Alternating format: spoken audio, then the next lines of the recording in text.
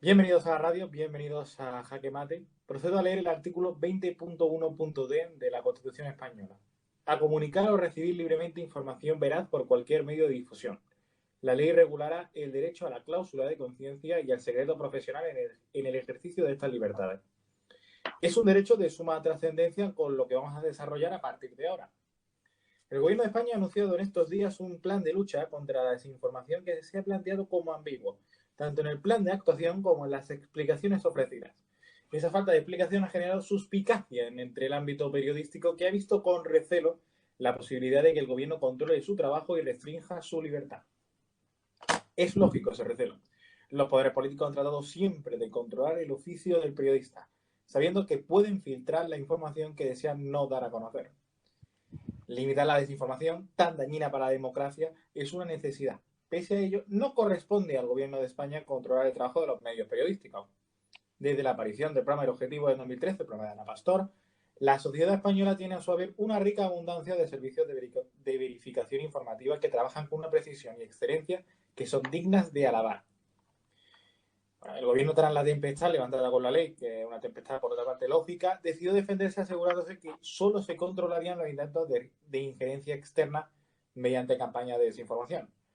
Posteriormente, la ministra de Exteriores, Arantxa González Laya, metió la pata, entre comillas, volviendo en una entrevista a la ONU a la idea contraria.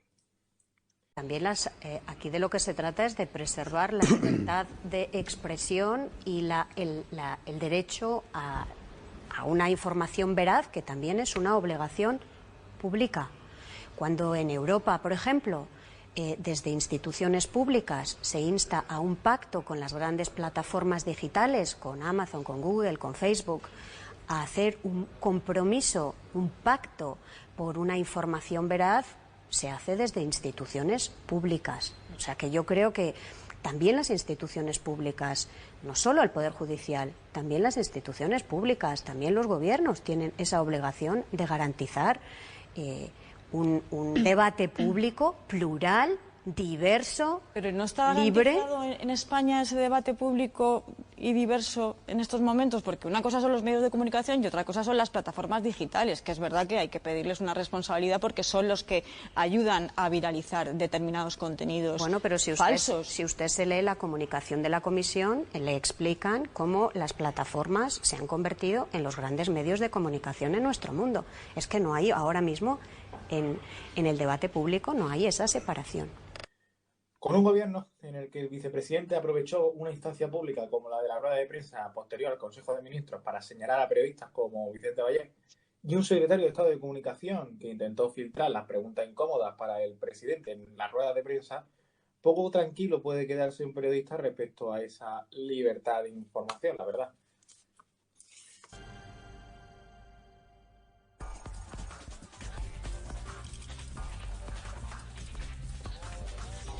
Hoy, en Jaque Mate, Biden ya es el presidente electo.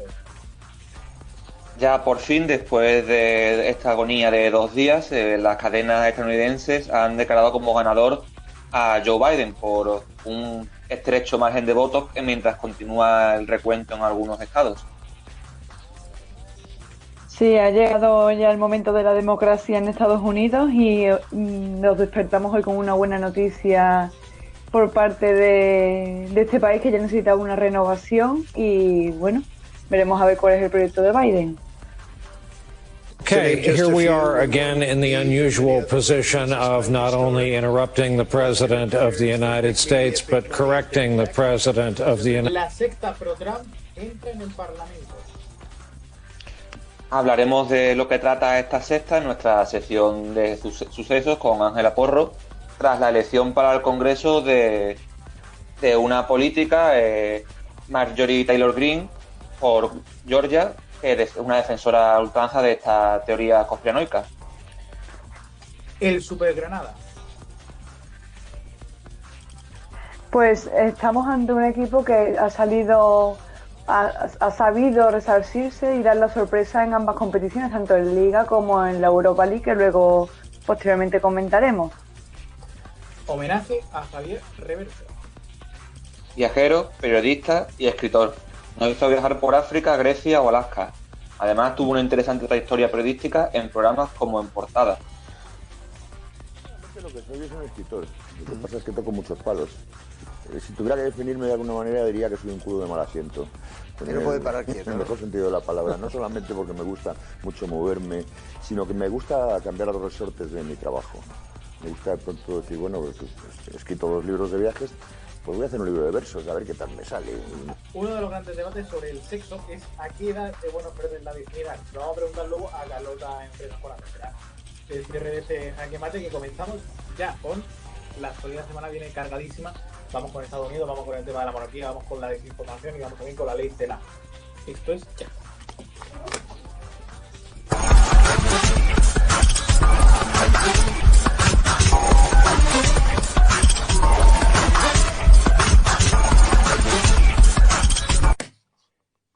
Y vamos con crítica, vamos con las noticias de la semana, que han sido las elecciones en Estados Unidos, las que han sido las interminables elecciones en Estados Unidos, porque comenzaban el martes con la jornada de votación y se terminaba el sábado, cuando se sabía ya oficialmente que Biden era el ganador de las elecciones, que alcanzaba esos 270 compromisarios necesarios. Ganaba Pensilvania, se lo daba la CNN y Associated Press, y ya pues el júbilo estalló en la sociedad, especialmente en Washington. En Washington ha pasado algo curioso, que es que se han agotado las reservas de champán.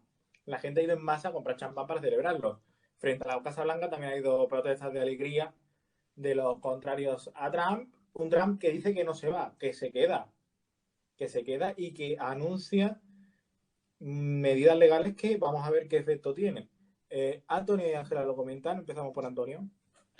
Bueno, era ya lo esperable. Ya a partir del miércoles jueves empezó a verse una tendencia clara a favor de Biden y finalmente pues el resultado que todo el mundo esperábamos y que ya la única pregunta era cuándo iba por fin a ser, digamos, un resultado oficial.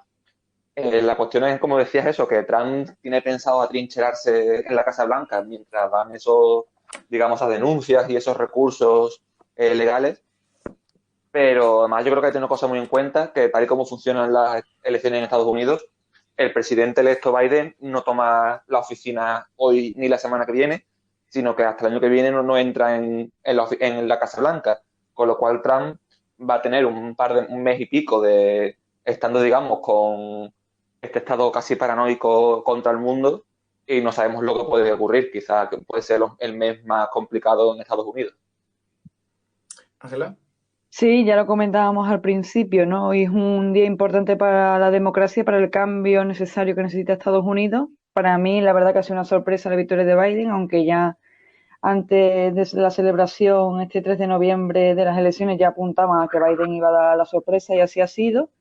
Y por parte de Trump, bueno, ya había la sospecha sobre esa dificultad que tiene que iba a tener el candidato republicano para asumir una derrota que ha sido, la verdad que una sorpresa, por lo menos para mí, como ya digo. Una de las grandes sorpresas ha sido que Trump no salga reelegido. No porque no tuviera apoyo, sino porque normalmente un presidente de Estados Unidos siempre es reelegido.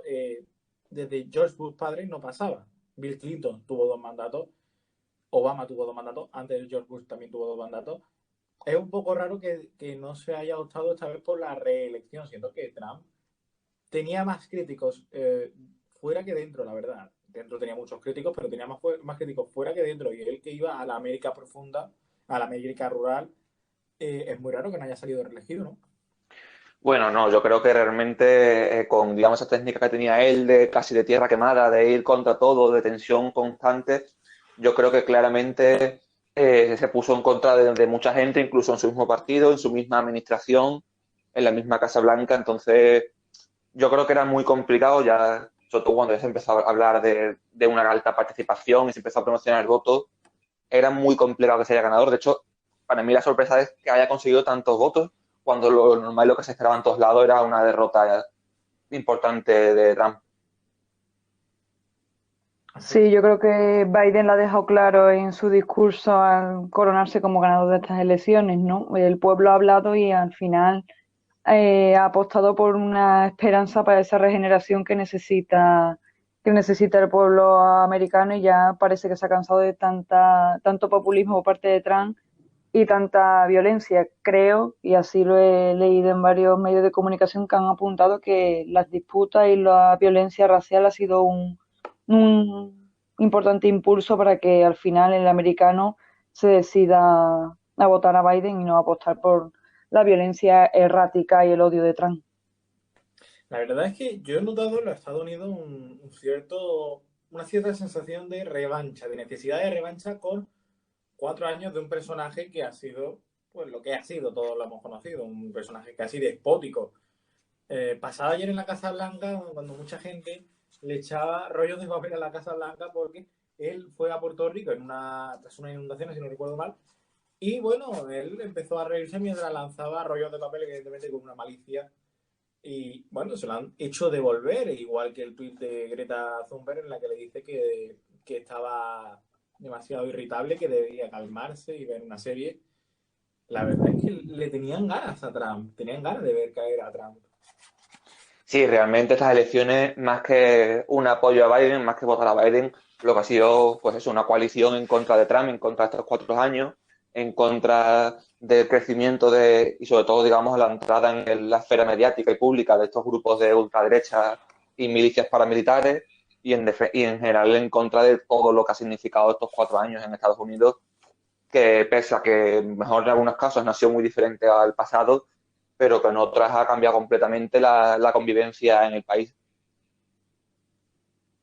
Sí, yo creo que Trump ya veía que su cabeza iba a rodar por la Casa Blanca y que habían demasiados argumentos, por lo menos dentro de la lógica y la política, para que él saliera de la Casa Blanca, porque, claro, tanta crispación, violencia y tanta ruptura, al final el ciudadano ha apostado por lo que parece ser una alternativa a la unidad y al posible diálogo, por lo menos a una reducción de la violencia, como así pretende Biden en todos los ámbitos. Veremos a ver si lo puede hacer realidad. Yo no sé qué ha sido lo peor de la derrota, la verdad. Yo no sé qué ha sido para Trump lo peor de la derrota, si la derrota en sí o la sensación de que hay mucha gente que no le va a echar de menos. O sea, que hay mucha gente que se va con una muy mala visión de la sociedad. Yo no sé cuál ha sido de eso lo peor.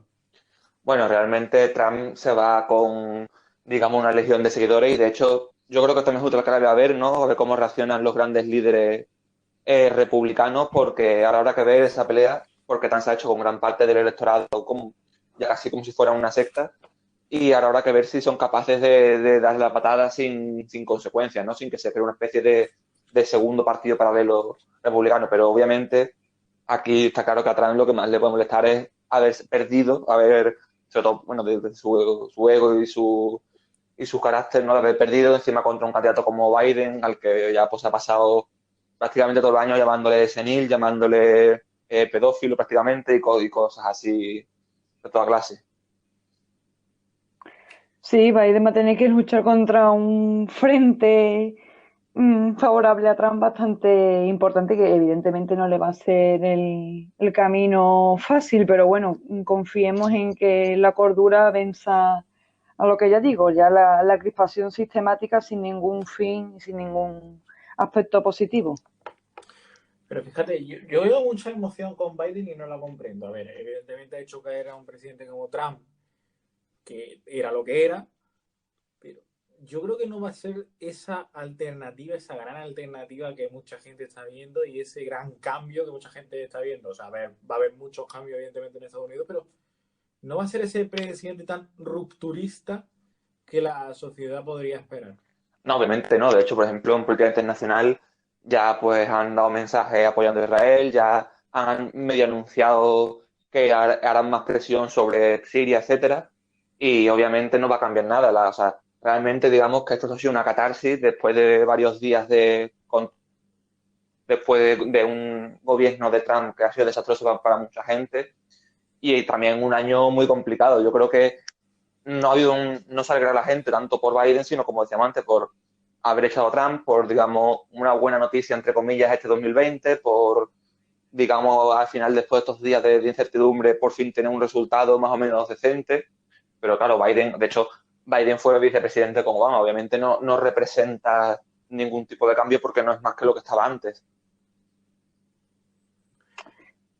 Bueno, pues yo creo que la gente ha votado apostando un poco por eso que decís, ¿no? Por esa esperanza de darle un toque, digamos, de luz a este año tan desastroso. Y bueno, yo creo que como ya digo, con esa esperanza de poder tener un final de año un poco más decente si cabe, porque ya que la pandemia está asolando a este país de una manera tan brutal, yo creo que, claro, echar, expulsar y dejar fuera a Trump de este plan era un paso importante. Como decía, obviamente, al ser vicepresidente, al haber sido vicepresidente de Obama, es una línea un poco continuista, pero mejor que la que Trump, espero que sea y así yo creo que sus votantes han confiado en ello. Hablando de líneas continuistas, yo no sé cuándo se va a despegar el Partido Demócrata de una línea continuista respecto a Obama, porque en 2016 Hillary Clinton había sido la secretaria de Estado de Obama, ahora el presidente va a ser el que fue vicepresidente con Obama. Yo no sé si el Partido Demócrata está demasiado apegado a Obama. Bueno, ya lo dijo al anunciarse la victoria algún alto cargo del partido. También, digamos, ha sido la gran pelea en las primarias de estos últimos años, ¿no? Contra la figura de Bernie Sanders, que ha sido quizás como el enemigo número uno del partido. Y está claro que en el Partido Demócrata no apuestan por cambiar ni un ápice de su estrategia, y con lo cual yo creo que la verdad es que a corto plazo no parece que vaya a haber cambios. También habrá que ver una vez que Biden deje, porque no sé si incluso puede ser que Biden ya por temas de edad no aguante más de una legislatura. ¿Qué podría pasar? Seguramente mejor Kamala Harris, no sabemos si a lo mejor Bernie Sanders irá, quizás tampoco, Alejandra Ocasio-Cortez, que podría ser quizás como esa alternativa desde la izquierda para poder presentarse, no sabemos lo que puede ser, pero desde el partido, desde luego, no tiene ningún tipo de interés en cambiar nada. Pero yo creo que los demócratas 2025, bueno, 2024 que son las elecciones, 2025 asumiría el nuevo presidente. Yo creo que por Biden no van a apostar porque es que Biden tendrá 81 años en 2024. Yo creo que va a estar la cosa entre Harris y Ocasio-Cortez, ¿eh? Yo creo que de ahí va a salir la próxima candidata. Bueno, si esas cosas tampoco se saben nunca, porque luego de repente en último momento aparece algún candidato Bueno, sí, y... sí. Ángela.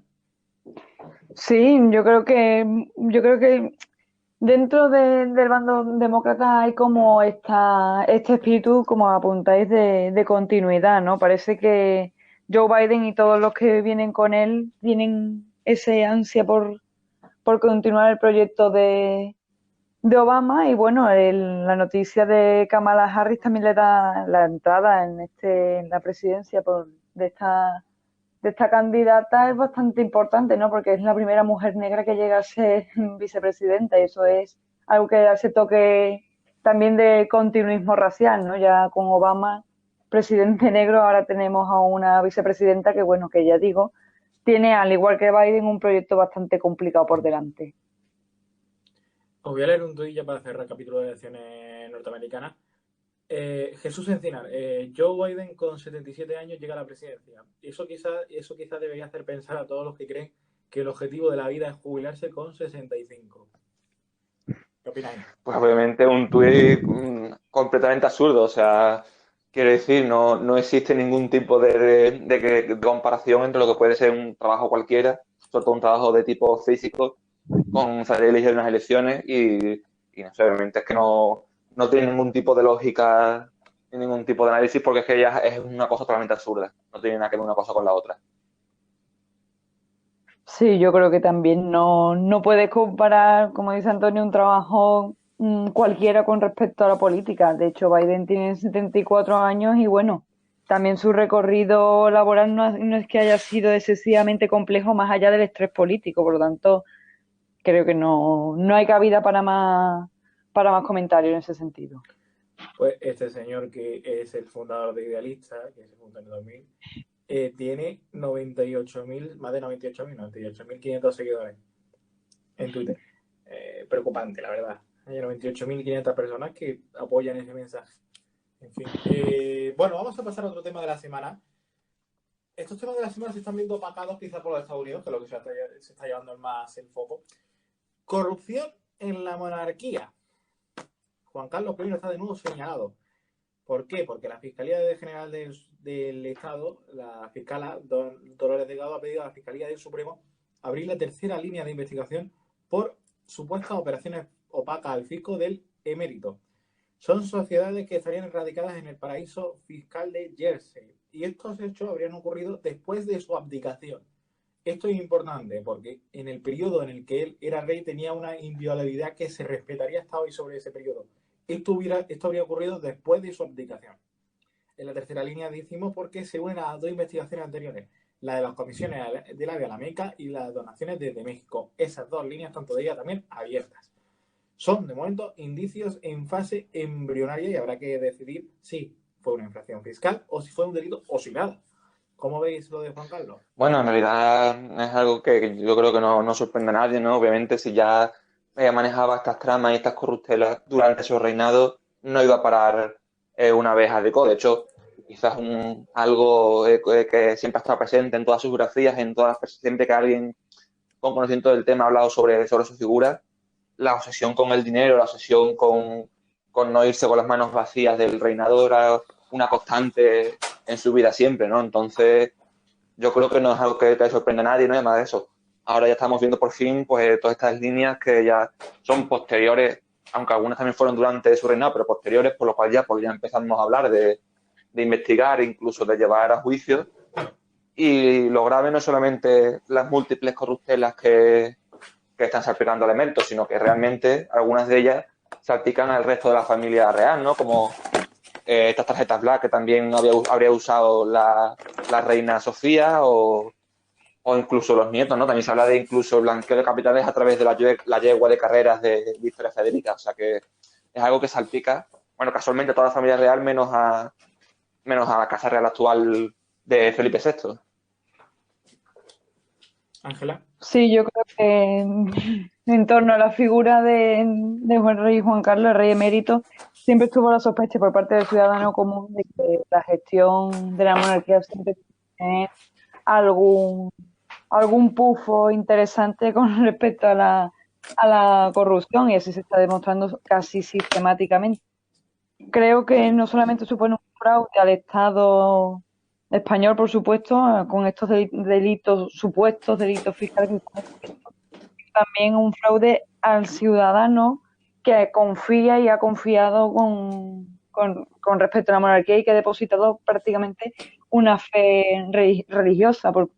Esto también, como dice Antonio, apunta a un hecho expansivo, ¿no? Que también afecta a la familia y que sucumbe a esta en un gran problema, porque otro argumento más para sumar a ese descrédito que cada vez está contemplando y cada vez está definiendo la catadura moral, por lo menos de Rey Juan Carlos. Por lo tanto, el rey Felipe VI tiene un complicado papel actualmente. ¿Creéis que va a tener continuidad esa investigación o que se va a detener? Bueno, yo espero que todo lo que haya salido tenga continuación y que en el sentido, o sea, de todo lo que haya algo realmente que investigar siga y no haya, digamos, decretazos por parte de arriba de cortar con esa investigación o de no seguir para adelante, etcétera, etcétera. Yo creo que aunque sea un poco de limpieza, de higiene democrática, se debe de seguir hacia adelante con todo y con las últimas consecuencias. Para muchos a lo mejor esto es una cuestión subsidiaria, teniendo en cuenta que la pandemia es como una manta que lo cubre todo.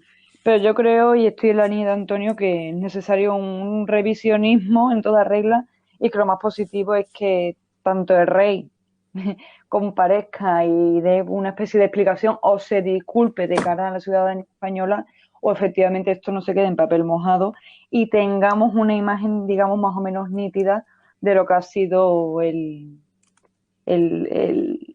periodo de tiempo de rey Juan Carlos, que bueno, que se está viendo un poco denostada y que, ya digo, necesita un rescate bastante importante. Claro, la pregunta es cómo mejoramos la imagen de la monarquía, porque evidentemente esta monarquía se está viendo muy afectada por los casos de corrupción, primero Urdangarín, ahora el rey Juan Carlos.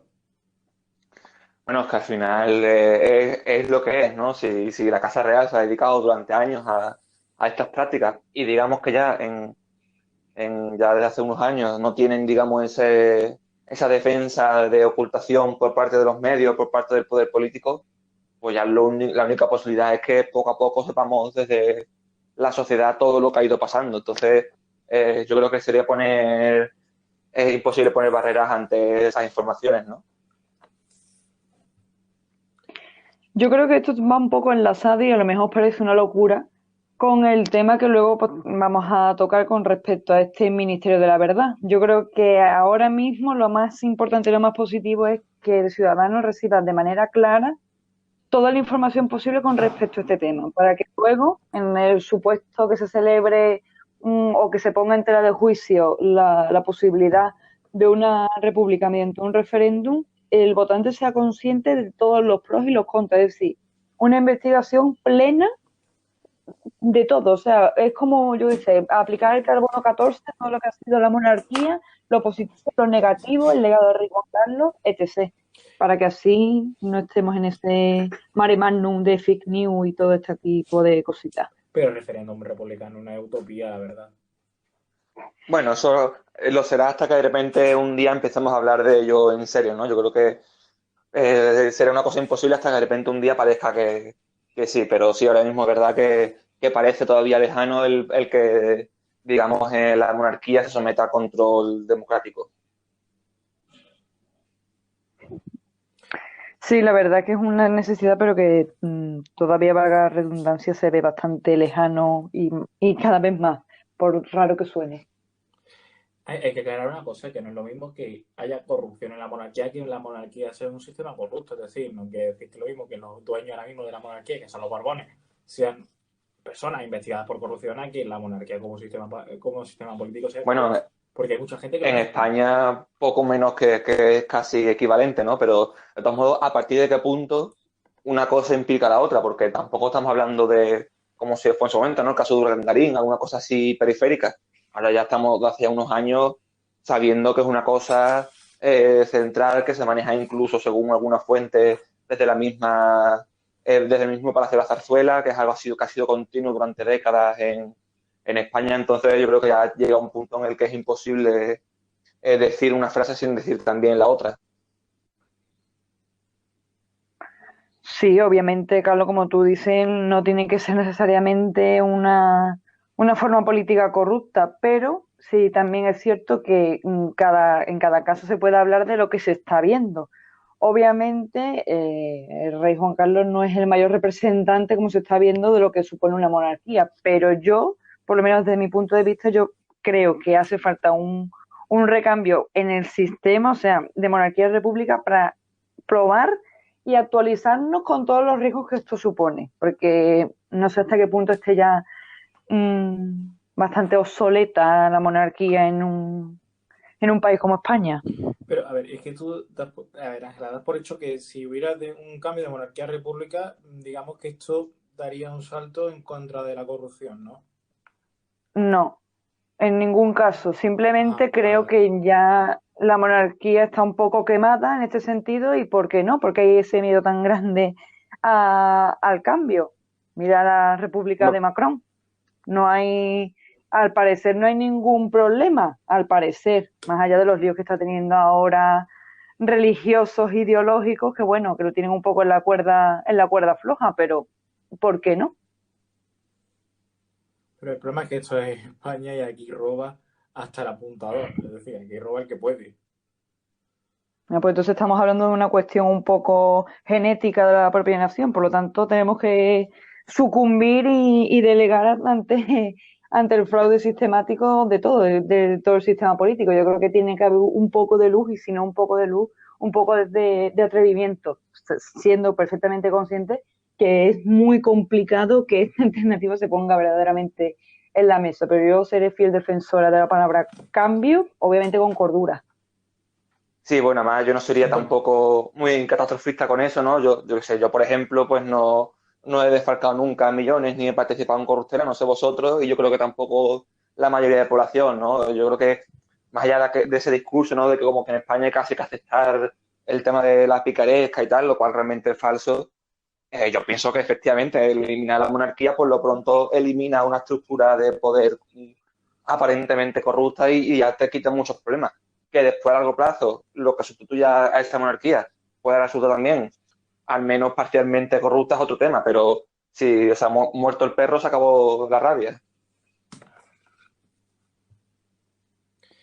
Sería también una lección Pero moral para los ciudadanos también. yo no hablo de aceptarlo, fíjate, yo hablo de que hay que asumir que hay mucha gente que aquí el que puede roba y corrupción en partidos políticos a gran escala hay, pero a pequeña escala también hay. Sí, pero que, o sea, a lo que hay que hacer no es aceptarlo y resignarse, sino luchar contra esa corrupción. Entonces no, la solución no puede ser, bueno, como roba todo el mundo, pues qué más da que robe uno más. No Efectivamente. no es aceptarlo, pero es que aquí, en el fondo, el que puede paga sin factura. Porque eso pasa a mucha gente, no todo el mundo, pero eso lo hace mucha gente.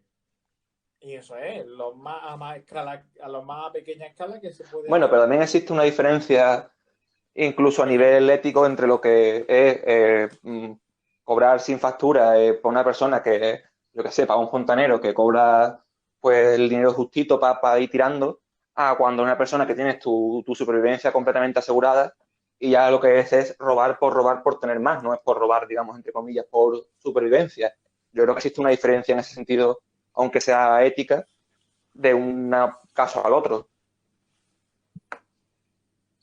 Correcto, yo creo que estamos hablando ahora mismo de un fraude, como ya apuntó al principio, ya no solamente económico y al Estado con respecto al grandioso lema de Hacienda somos todos, que evidentemente, según se está viendo, no es respetado por todos. Eso también, como dice Antonio, es un apunte también ético, porque toda estructura de poder tiene que predicar con un ejemplo. Aunque siempre se reconozca de la autoridad que ellos no tienen que dar un ejemplo porque por X razones, que yo eso no lo entiendo, el ciudadano muchas veces es reflejo también, que no los culpo, obviamente a casos individuales, es también reflejo de, y si la picaresca se convierte en una tradición, estamos totalmente perdidos. Por lo tanto, yo creo que cada dilema de este tipo es una oportunidad para replantearse el porqué de esta cuestión y el por qué hay tantas manzanas podridas, aparte de ahora se está viendo el rey, de casos que sistemáticamente pues monitorizan, digamos, la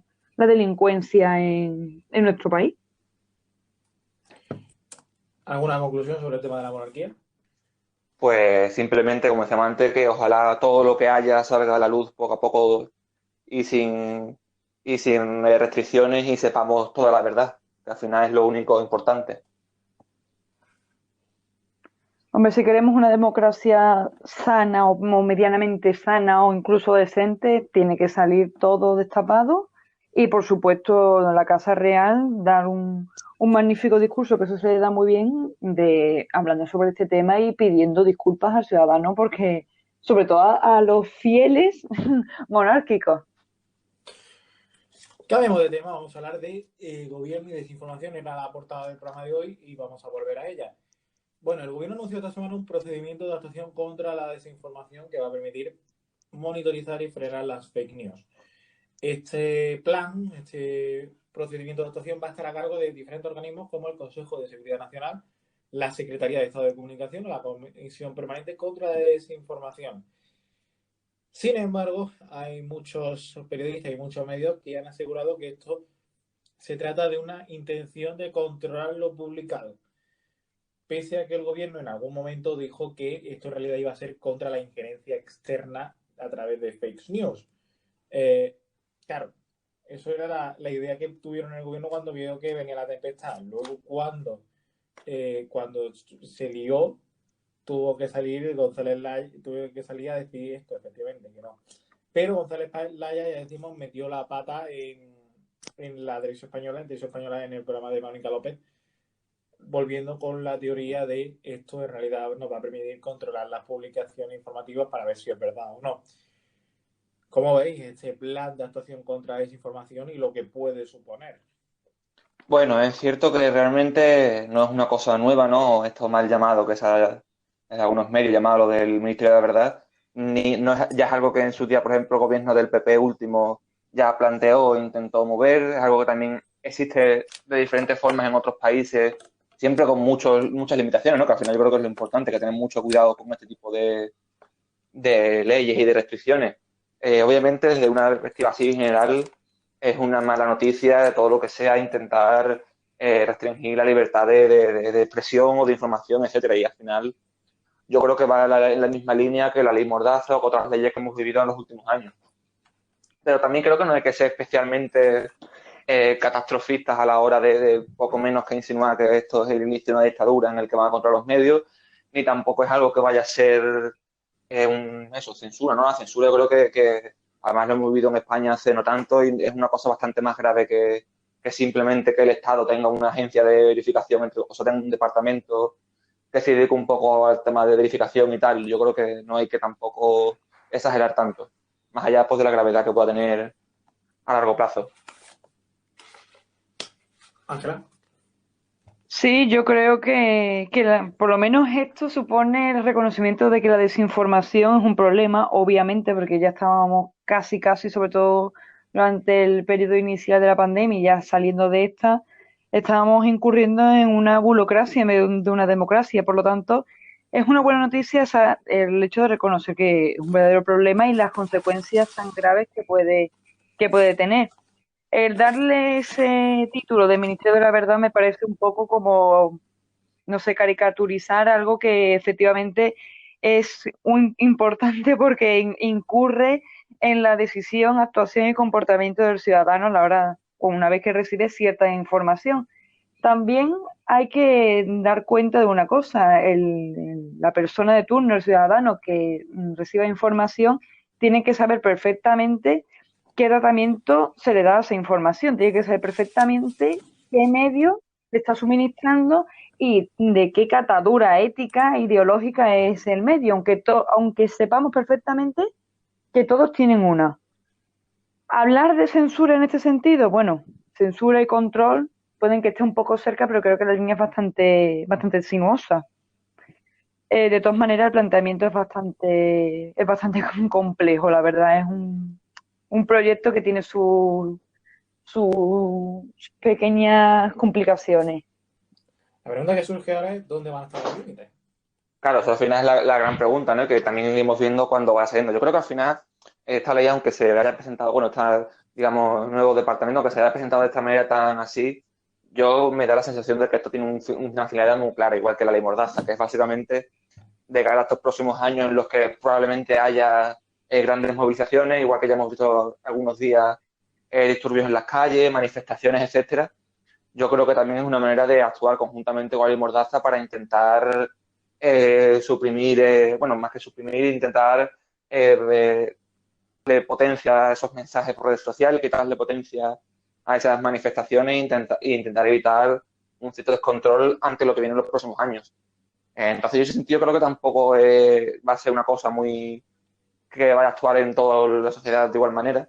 También creo que no es una cosa que vaya a solucionar nada, ¿no? A nivel de lo que son las desinformaciones, no va a solucionar nada ningún tipo de agencia de control o lo que sea que realmente al final acabe consistiendo, porque ni eso va a acabar con clickbait y con esas tácticas de conseguir, digamos, de autofinanciación de los medios, ni tampoco va a atacar a uno de los grandes problemas de los medios de comunicación, que es los intereses por parte de sus dueños, ¿no? Al final incluso podría ser más útil algún tipo de reforma al estilo de la que hizo en su día el presidente Correa en Ecuador, de, digamos, limitar quién puede y quién no puede tener medio de comunicación, o que, digamos, los bancos o los grandes fondos de inversión no puedan tener porcentajes tan altos de medio de comunicación para, digamos, dar su mensaje y dar más potencia a todo a medios locales, a medios comunitarios, incluso también los medios públicos que, aunque en España han tenido cierta denostación, yo creo que al final es una base fundamental de la democracia. Ángela. Sí, yo creo que es importante guardar la estabilidad en todos los sentidos y creo que voy a utilizar la expresión que antes he criticado, este Ministerio de la Verdad tiene que dirigirse en concreto a ciertos programas, sea de la ideología que sea, que quede bien claro, que se encargan no de informar, sino de fagocitar el odio y la inquina en situaciones graves, como la que estamos ahora viviendo, que siempre han estado actuando, pero que son verdaderamente incisivos en cuestiones y en momentos tan trascendentales como estos. Creo que se debería de hacer ese matiz, porque no todo el mundo tiene licencia para informar y para difundir lo que se llaman bulos. Está muy cerca, este Ministerio de la Verdad está muy cerca de esa ley Mordaza, que al final incurre en un sistema de control de información, pero que inevitablemente es importante si no queremos una sociedad de odio y crispación gratuita y sistemática. Y para más, Henry, que no caer, que la profesión periodística no caiga en ese descrédito tan enorme, porque para muchos el periodismo, bueno, es prácticamente como un acto criminal. Esto evidentemente ha sentado mal en muchos medios. Voy a leer una afirmación que ha hecho Cristina Tartaquilla, que es responsable de Fact Checking Network. La lucha contra la desinformación es un problema de todos, pero es importante que no avance sobre las libertades individuales y los derechos humanos. ¿Qué opinas? Totalmente de acuerdo. No, o sea, de hecho, diría más, el, digamos, tener una ética difusa en lo que es el trabajo periodístico no es ni debería ser algo ilegal, ni se debería perseguir porque, igual que hoy, pues se perseguiría a los bulos y a medios así de desinformación, mañana se puede utilizar para perseguir a simplemente gente que está haciendo informaciones que no le convienen a quien sea que esté en el poder en ese momento. Efectivamente, como ya digo, tiene que haber una claridad extrema, es como lo que estábamos hablando antes de la cuestión de la monarquía, ¿no? Tiene que haber una claridad en la información para que la persona que la percibe y finalmente la consume tenga legitimidad 100% a la hora de tener su propia opinión, porque tenemos todavía, tenemos libertad de expresión y de momento también tenemos libertad de pensamiento, pero claro, para tenerlo una tiene que ir de la mano de la otra, no podemos tener datos ahí que no se saben muy bien de dónde salen y, por supuesto, medios que son más opinionistas que informativos, que hay una línea muy fina entre ambas cuestiones, ambas maneras de hacer periodismo. Con la ley CELA, vamos a contar lo que es la ley CELA, luego vamos a ir al gran punto de debate de la ley CELA, que va a ser el de la lengua vehicular. Pero antes vamos a hacer un resumen de lo que va a proponer la ley CELA. La ley propone que la religión se va a seguir ofreciendo como optativa, pero no va a contar para la nota media. Esto es algo que puso el PP. La educación primaria se vuelve a dividir en 3 ciclos de 2 años, que yo como la recordaba por otra parte. Desaparece en primaria la división entre dos escalas específicas y de libre configuración. Esto también ocurre en secundaria. Se crea asignatura en primaria y secundaria de educación en valores cívicos y éticos. Se elimina la demanda social en los centros concertados, comerciales no. Llega el bachillerato progresivo en 3 cursos y vuelve la PAU, la antigua selectividad. Historia de filosofía será obligatoria en el segundo bachillerato, se eliminan las reválidas. Los centros tendrán que reforzar educación especial, pero los centros especializados en estas materias sí tienen que seguir existiendo. Se eliminan los requisitos de edad en la FP y los consejos escolares tendrán más peso en la elección del equipo directivo. ¿Alguna opinión sobre estas medidas? Bueno, en general yo creo que son cositas, digamos, de no muy polémicas, típicas que cambian con cada nueva ley, ¿no? Bueno, decías esto de estas asignaturas nuevas y de cívicas y tal, como en su día de educación y ciudadanía, o en sus otras asignaturas que había en otro gobierno, que al final es lo mismo con diferente nombre, y ligeros cambios pequeños que en general pues parecen positivos, pero bueno, yo creo que no es una cosa polémica ni que vaya a tener mucho recorrido a nivel mediático. Ajá. Sí, yo tampoco, yo pienso que es una renovación, una propuesta, una intención que tampoco tiene por qué causar demasiada crispación, únicamente si, bueno, si se hace de todo un utensilio político, pues nada, entramos en conflicto y seguramente nuestros políticos se encargarán de hacer un uso de esto como un arma arrojadiza, pero creo que es una estructura normal de un sistema educativo, bueno, medianamente avanzado. Y vamos a hablar por la polémica de las lenguas vehiculares.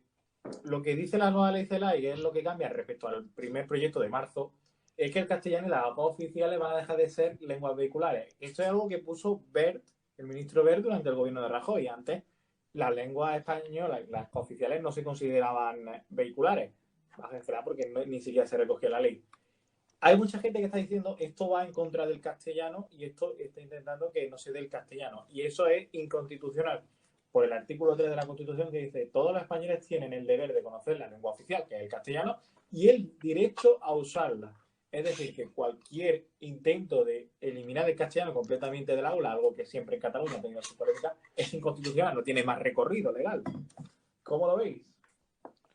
Bueno, yo creo que hay mucho ruido y pocas nueces, ¿no? Aunque se haya eliminado, bueno, aunque se haya eso, borrado esa línea en la que decía como lengua vehicular, yo creo que no tiene por qué cambiar y de hecho es algo yo creo que está muy centralizado, pues entonces no esa polémica que comentabas, ¿no? De Cataluña y tal, porque por ejemplo nadie ha señalado el caso de Madrid con esto, digamos, el bilingüismo, ¿no? En las escuelas, que ya hay muchas asignaturas que no se dan en español porque se dan en inglés y nadie nunca ha atacado eso porque no es una cosa que tenga esa polémica de Cataluña. Entonces yo creo que es básicamente una bomba de humo, una manera de criticar una nueva ley que bueno, veremos al final si puede crear problemas o no. Como tú bien dices, cualquier problema que pueda crear en ese sentido, al ser inconstitucional, va a tener poco recorrido, o sea, no va a poder aplicarse, con lo cual, en ese sentido yo creo que está garantizado y borrar un par de palabras o cambiar un par de líneas en una ley no va a acabar un poco a destruir el español en las aulas. Y como digo, también habría que ver el problema del bilingüismo en algunos lugares donde realmente sí es que se está arrinconando al español. Pues tú fíjate lo que haría yo. Yo lo que haría sería que en territorios como Cataluña, pero también en Galicia, en el País Vasco, lo que se tendría que hacer y lo que supongo que se está haciendo es que se tienen que dar la misma hora de castellano y catalán, que es lo lógico, por otra parte, o castellano y gallego, por ejemplo, si se dan 5 horas de lengua castellana, 5 horas de lengua catalana, y luego el resto de las asignaturas como matemática e historia, que se den según se quiera, es decir, si se quiere dar en castellano, se da en castellano, si se quiere dar en catalán, se da en catalán, o si se quiere dar en gallego, se da en gallego. Pero yo creo que hay que defender tanto el español como las lenguas cooficiales, que siempre son las grandes perjudicadas porque no se apuesta por ellas nunca. Sí, efectivamente. También es cierto que en esa propuesta que hacías tú, la flexibilidad tiene un problema que son los sobrecostes, ¿no? Tú, el dar opción de que cada uno puede dar cada asignatura como quiera, implica tener 2 clases y 2 grupos, cada un profesor que dé una lengua y que den otra. Eso quizás es una dificultad y puede ser más eficiente de la administración esto de, pues esta asignatura se da siempre en catalán o en gallego o en euskera y esta asignatura se da siempre en español. Pero en el fondo no deja de ser un típico modelo bilingüista que no ha dado tampoco muchos problemas y que de todos modos yo creo que la inmersión lingüística en Cataluña, por ejemplo, no ha sido nunca un problema porque no sé, yo no he visto nunca a una persona catalana que no sepa hablar español, que tengan problemas para expresarse bien, más allá pues de la diglosia típica entre una persona que tiene 2 idiomas maternos y pueda mejor en algún momento intercambiar alguna palabra, como nos puede pasar a todos. A mí fíjate, a mí sí me han llegado gente que dice: yo es que tengo familiares en Cataluña y no saben hablar castellano, porque no se les enseña en castellano. Bueno, pero defíneme qué es no saber hablar castellano, porque me niego a pensar que no saben decir una palabra que no entienden cuando se les habla. Otra cosa es que al expresarse esa diglosia haga que ciertas palabras les salgan más naturales en catalán, como es lógico si su lengua materna es el catalán. Pero más allá de eso... El verbo haber, por ejemplo, escribirlo sin H. Claro, pero eso no es un tema de no saber, o sea, eso también lo se puede ver en Andalucía o en Madrid o en otros sitios donde no existan otras lenguas, ¿no? No es una cuestión de una falta de ortografía o el uso de una expresión, cosas así que pasan a veces, ¿no? De castellanizar una expresión catalana que a lo mejor en español no tiene ningún sentido. Eso forma más parte de lo que es la diglosa, de lo que es convivir con 2 lenguas al mismo nivel en tu cerebro, más allá de no saber hablar un idioma. O sea, escribir el sin H o escribir alguna palabra así, yo entiendo que es que eso no implica no saber un idioma y no implica ningún problema. Ángela. Sí, yo creo que, bueno, tiene que haber un reconocimiento primero de lo que se quiere con este asunto, si se quiere una convivencia o buscar el conflicto gratuito, porque como apuntaba Antonio, hay muchas escuelas donde se imparten clases en alemán, en francés y en inglés, y no hay ningún problema. De hecho, se considera como una riqueza. Y ahí también se está renunciando a utilizar el lenguaje castellano. Por lo que estáis apuntando de las diferencias entre estas diversas lenguas, primero tenemos que partir que España es un estado plurinacional desde mi punto de vista y que la riqueza cultural también entra, el lenguaje entra dentro de esta. Las diferencias particulares, bueno, hay también usos culturales. Aquí en Andalucía siempre está el típico mito de, bueno, no podemos hablar con un catalán porque independientemente de que esto o el otro quiera hacer un uso del castellano como entendiéndose esto de una manera estándar, parece ser que no quiere ejercitarlo, pero realmente yo creo que eso es más un uso cultural Y mira, que otra cosa. Así que no creo.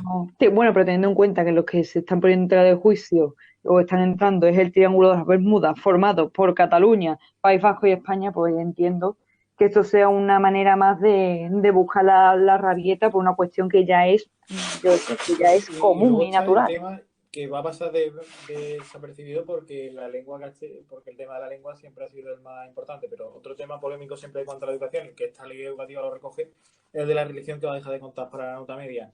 Yo no sé cómo lo veis vosotros, pero yo soy la verdad partidario de acabar con la asignatura de religión en las escuelas por un simple motivo, porque la educación debe enseñar, debe educar en el pensamiento crítico, que es algo que no hace la religión. La religión enseña, educa la fe, no el pensamiento crítico, no el razonamiento, no la reflexión, sino que inculca unos valores de fe casi ciega a veces. Yo no sé cómo lo veis vosotros. Se puede sustituir, por ejemplo, por una asignatura en la que se expliquen las posturas religiosas, pero también se expliquen las posturas ateas, agnósticas. Se puede hacer algo que no sea inculcar fe durante 1 hora a la semana en un centro educativo. Sí, completamente de acuerdo. Siempre se habla muchas veces como de sustituirlo por más horas de filosofía, por algún tipo de asignatura tipo de historia de las religiones, que sí pueda tener cierto interés y pueda ser interesante, pero, o sea, sí, de acuerdo con lo que tú dices, que además yo creo que en la práctica esta oferta de religión lo que supone es básicamente una asignatura amarilla, una asignatura muy fácil, que gente se pueda coger por no hacer otras asignaturas por aquello de simplemente esforzarse menos y no tener que hacer nada en clase. Entonces yo creo que al final incluso que hace un doble error, porque no solamente, digamos, esos contenidos que pueden ser cuestionables, sino que encima incita a no aprender otras cosas. Ángela. Sí, yo creo que el uso que se le da a la asignatura de religión, que me parece bastante fuerte, el hecho de hacer una asignatura de algo que remite, yo sé, entiendo yo, a la intimidad y la integridad propia de la persona, como es la fe. No creo que eso se tenga que educar de ninguna manera. Obviamente, si ya que está en la palestra, por supuesto que no cuente para nota, porque ya sabemos de qué se trata la religión en los sistemas educativos. Por lo menos mi propia experiencia me ha dicho que es la asignatura subsidiaria cuando efectivamente, como dice Antonio, no se quiere hacer nada más que estar en una clase, pero entiendo que si se adopta otra perspectiva con respecto a ella, puede ser enriquecedora en un sentido cultural y crítico de tener el conocimiento de diversas religiones. Creo que te puede abrir un poco el panorama y así no entraríamos en dilemas tan fuertes como por qué la religión cristiana sí, la musulmana no, porque no, o por ejemplo el ateísmo, que es tan abundante cada vez más en Europa, el protestantismo o el gnosticismo. Creo que si queremos un pensamiento crítico, y voy a hacer ahora mismo aquí una defensa a ultranza de lo que he estudiado durante 4 años, tenemos que mantener la filosofía como la verdadera polea de ese pensamiento crítico. Sin ella, no tengamos esa capacidad de ejercitar una virtud y una capacidad que tiene que ser instintiva en el ser humano y en el Vamos también ciudadano. a cerrar ya la sección con nuestra sección de siempre, el negro de la semana y el medallero. El negro de la semana, esta semana se lo podría llevar a Estados Unidos, pero vamos a quedarnos con lo nuestro.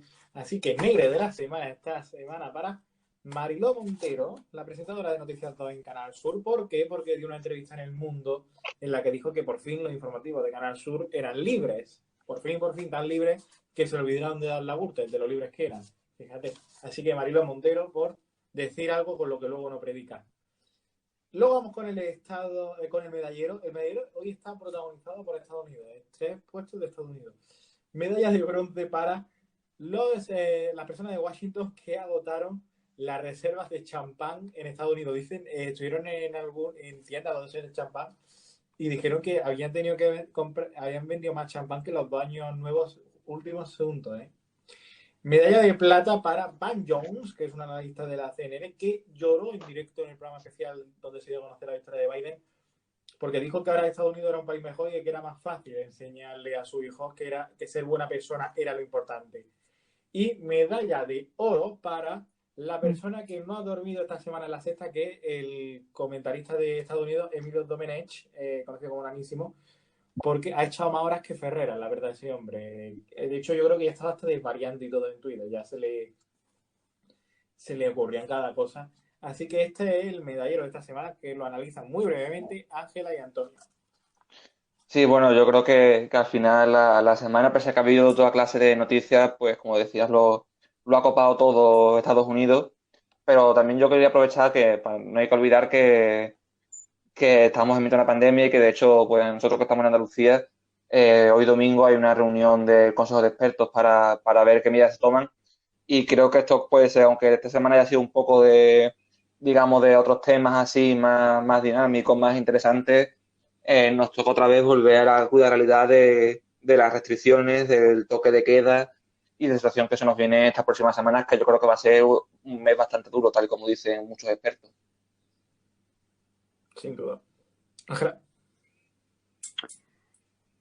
Sí, totalmente. Yo estoy de acuerdo con Antonio en que estos episodios un poco anecdóticos contrastan con esta situación actual de, bueno, hoy el presidente de la comunidad, Juanma Moreno, nos comunicará cuáles han sido las decisiones que ha tomado con respecto al gran problema que asola al mundo entero. Y bueno, no está de más tener en cuenta estos episodios tan graciosos, por así decirlo, para contrastar con esa situación tan dramática que nos viene y que tenemos que convivir Bueno, pues con ella de la Ángela y mejor Antonio, manera posible. el lunes que viene volvemos con más críticas, hasta el lunes que viene, pero antes vamos a tener enseguida el ratito de deporte. Después vamos a hablar de Cannon, el de la sexta de Trump, la sexta pro Trump, que dice que Trump está luchando con la pederastia. Vamos a hablar de eso en sucesos. Y luego vamos a hablar de deporte, que tenemos muy interesante la sección de deporte con Ángel, Antonio y vendrá Romero. Hasta luego, hasta luego. Nos vemos ahora.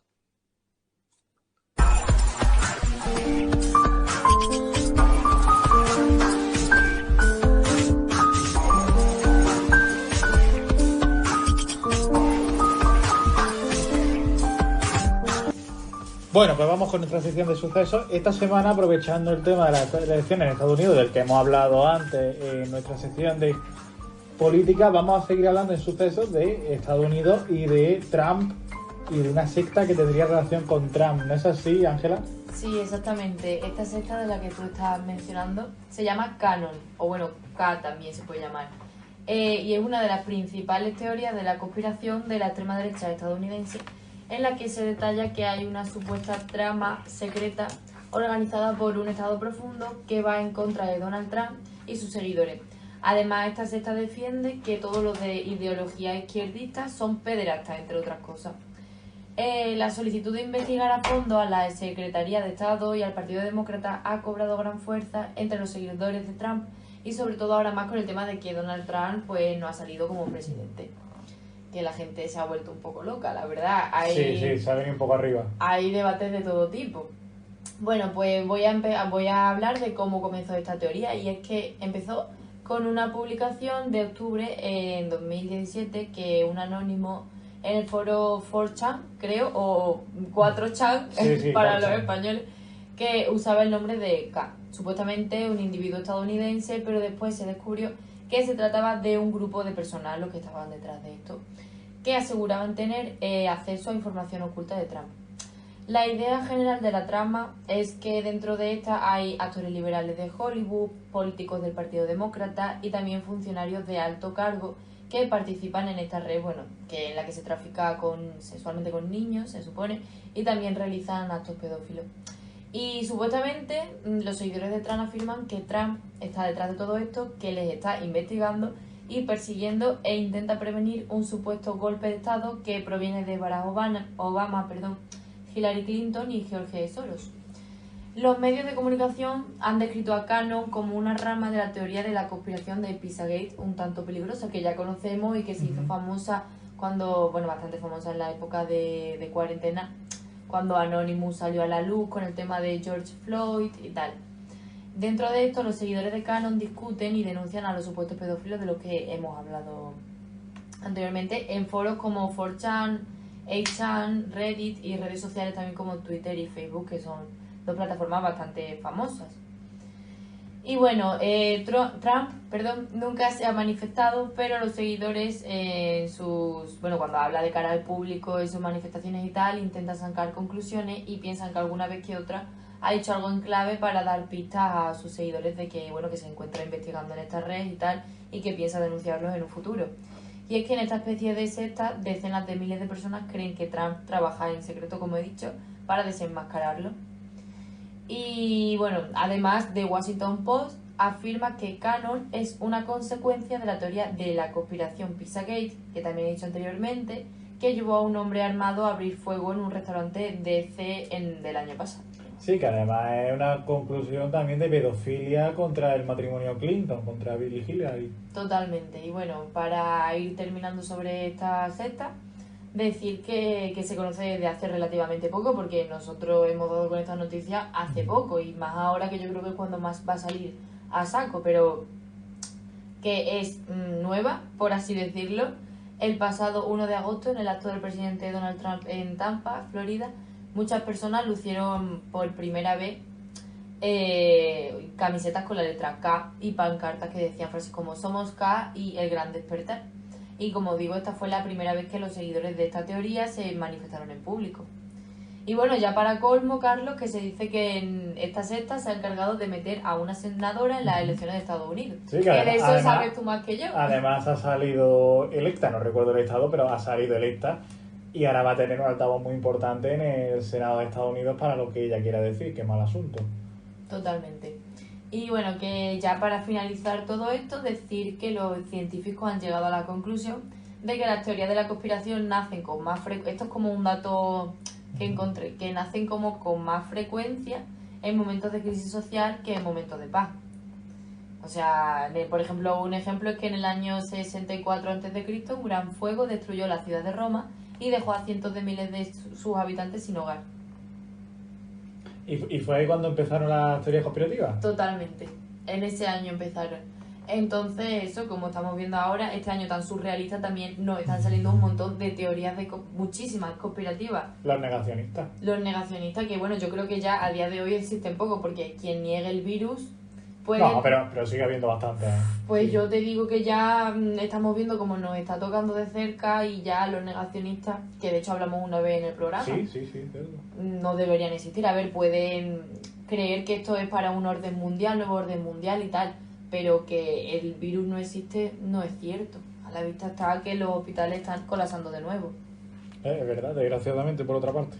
Así que nada, venimos otra vez a traer un tema de Estados Unidos, que allí parece el mundo, como dijimos una vez, no me acuerdo. Allí es como todo muy diferente. Es el mundo... Es como un mundo en sí mismo en el cual Total. tiene lugar lo más inteligente, que es Silicon Valley y demás, y también lo más absurdo, que son cosas como estas. Bueno, Carlos, y ahora me gustaría saber qué opinas tú de que Joe Biden haya... No sé ni pronunciar el nombre. Joe Biden haya ganado las elecciones. Que la gente... la gente le gusta porque todo lo que no sea Trump gusta. Es decir, le gusta Totalmente. porque... Yo creo que le han votado por no votar a Trump, pero que él tampoco se libra. Es mi opinión. Que él pero realmente no es el bueno, es el menos malo de los dos. Entonces, Total. se está esperando una línea muy rupturista con torno a lo que ha sido Trump, y va a haber muchos cambios, pero no va a ser tan rupturista como la gente se está planteando. Así que... Bueno, pues ya sabemos aquí tu opinión, que yo creo que es importante en nuestro programa de actualidad. Y nada, a ver que ya tendremos noticias las próximas semanas, a ver qué pasa con la sexta de Canon, por si hay alguna novedad la comentaremos por aquí. Y nada, que ha sido un placer. Otra semana más con vosotros. Igualmente, sí, en enero asumirá el puesto de esta senadora y ya a ver la que lía a partir de entonces. Bueno, pues nada, hasta la semana que viene. Hasta la semana que viene, Ángela. Nosotros nos vamos a la sección de deporte. Ay, que no.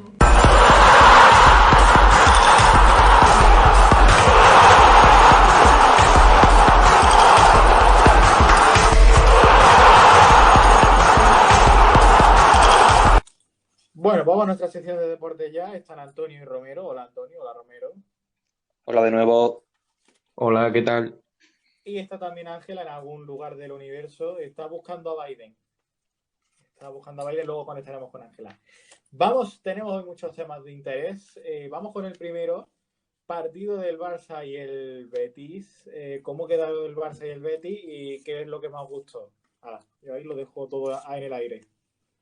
Bueno, el partido fue un 5-2 a favor del Barça, de estos partidos, digamos, más o menos previsibles. Fue quizá un buen partido ya de Messi, ¿no? Después de estas críticas y tal, que además sus compañeros salieron a defenderle. Y bueno, fue un partido que tuvo cierto interés, pero que en el último minuto el Barça fue allá arrancando segunda parte y consiguió una victoria importante ya, sobre todo encima desde el momento en el que, con el penalti aquel, que el Betis se quedó con uno menos de la expulsión de Mandy, y el penalti que marcó Messi, que marcó al final 2 goles.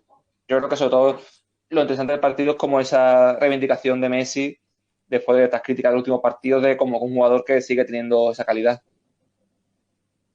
Romero. Bueno, el partido nos dejó varias lecturas.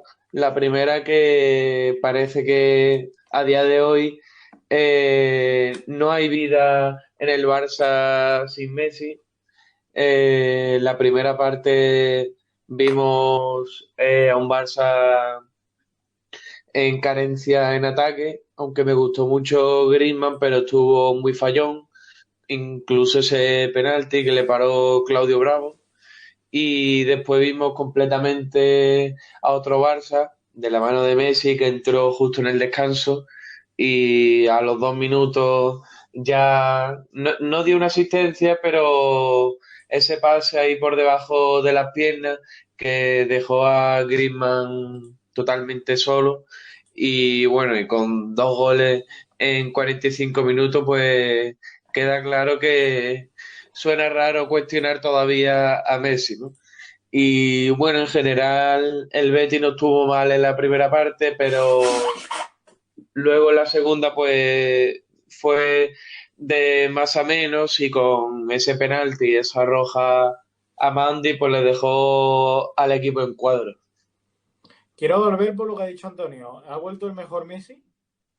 Bueno, el mejor Messi yo creo que obviamente no. Messi hace años que era el mejor jugador de la historia seguramente.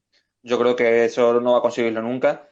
Pero sí es cierto que Messi, digamos, por lo menos el Messi ya sin la apatía que tenía estas últimas semanas, estos últimos partidos, ¿no? Yo creo que es también una manera, como decir, oye, que un poco de respeto hacia lo que ha sido él, ¿no?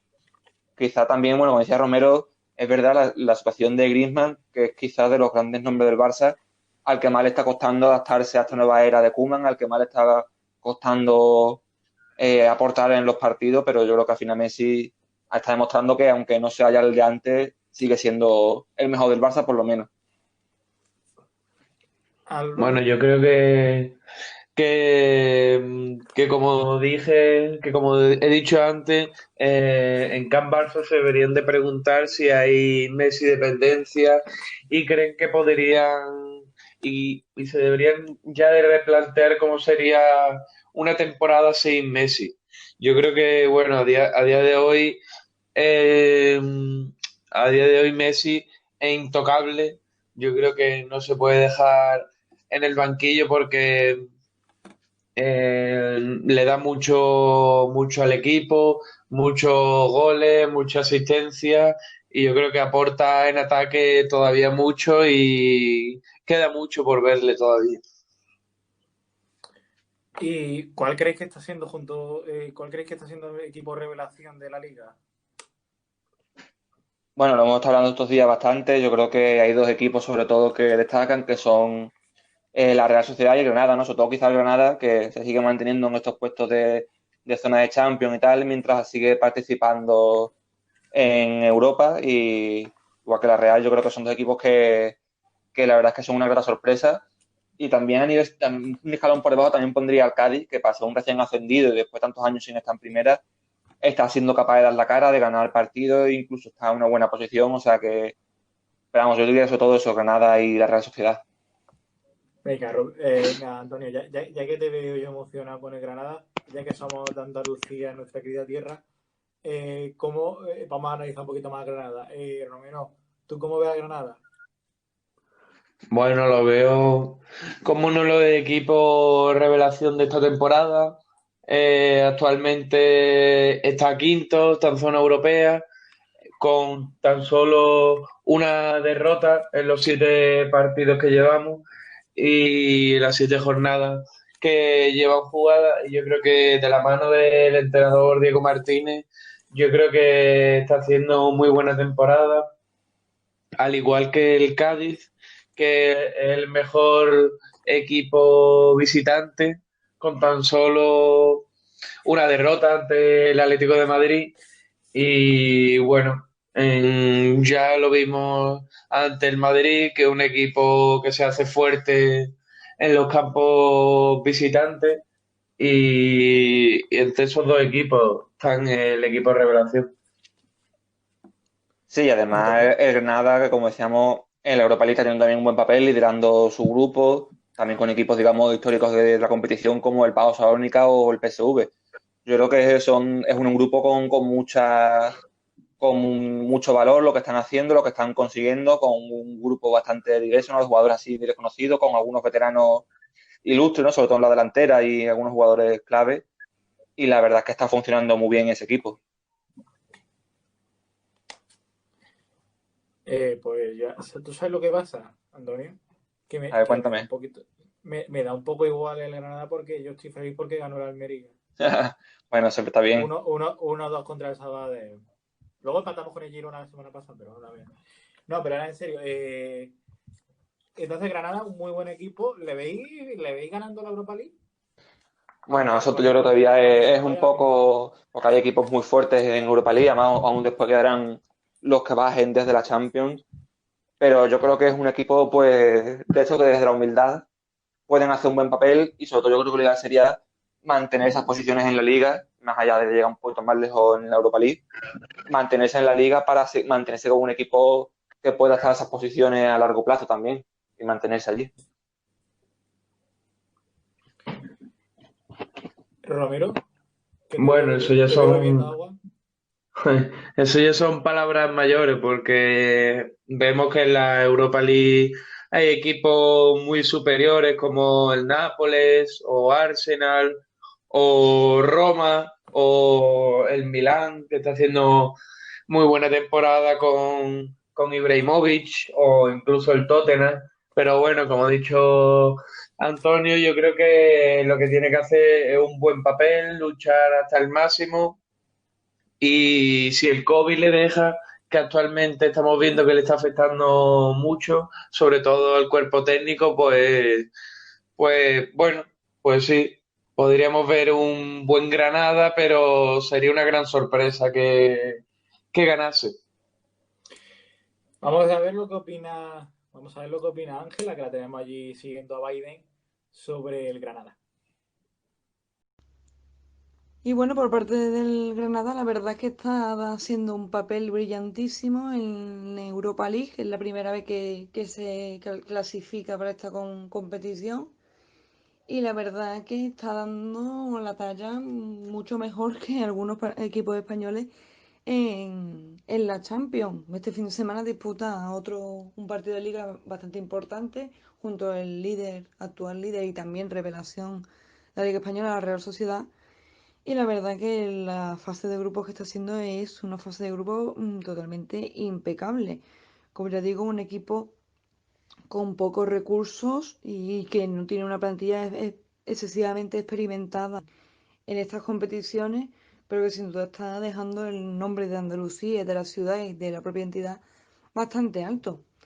En Liga, por supuesto, obviamente se enfrenta a grandes equipos y bueno, está luchando y mostrando su mejor cara. Veremos a ver cómo afrontan este partido de Liga como contra el que ya digo, el gran equipo revelación, que están también la Real Sociedad, que está haciendo un papel bastante impecable, que es el actual líder de la liga, que no sabemos muy bien hasta cuándo durará esto, porque parece que las primeras jornadas son así un poco de calentamiento y que al final vuelve a sentarse la hegemonía de Barça y Real Madrid. Yo confío en que no, porque ya digo que el proyecto del equipo de San Sebastián es bastante prometedor. De hecho, ahora con la lesión de Ansu Fati, pues tendrán que reinventarse y Portu suena bastante, no solamente como refuerzo para la baja de Ansu Fati, que se lesionó, recordemos, este sábado en el equipo cuando jugaron en el Camp Nou contra el Betis, sino que también suenan Asensio y demás. Y para la delantera pues suena Portu, que es el delantero por antonomasia de la Real y que está en un momento completamente de dulce. Veremos a ver qué es lo que ocurre tanto en el Granada en Europa League y por supuesto este partidazo que nos deja esta jornada novena de Liga. Esa era la opinión de Ángela sobre el Granada. Ella también ha agotado la venta de champán, como en Washington. Bueno, si me tuvierais que hacer un top 3 de equipos revelación de la Liga este año, ¿cómo iría el top 3? Pues, hombre, yo diría básicamente lo que hemos hablado, ¿no? Granada, después la Real Sociedad y el Cádiz. Yo creo que tiene mucho valor lo que están haciendo como equipo recién ascendido. Romero. Yo en primer lugar pongo a la Real Sociedad, después al Granada de Diego Martínez y después al Cádiz. Pues eso es maravilloso. Ahora vamos a mi parte favorita de la sección de deportes, que es siempre el pasión de gavilanes que hay de vez en cuando en los deportes. Los deportes son todos muy intensos, como la política. Porque hay pelea entre provincias y todo, ¿eh? Qué maravilloso. Hay pelea entre el Recre de Huelva y el Sevilla por ver qué equipo es más antiguo. ¿Cómo lo veis? Bueno, contadnos un poquito de qué va y ya, ¿cómo lo veis? Bueno, el Sevilla, que ya se habló más de una vez, ¿no? Que desde, digamos, que hace unos años que decidió empezar poco a poco una especie de campaña de revisionismo histórico, de ir echándose más años.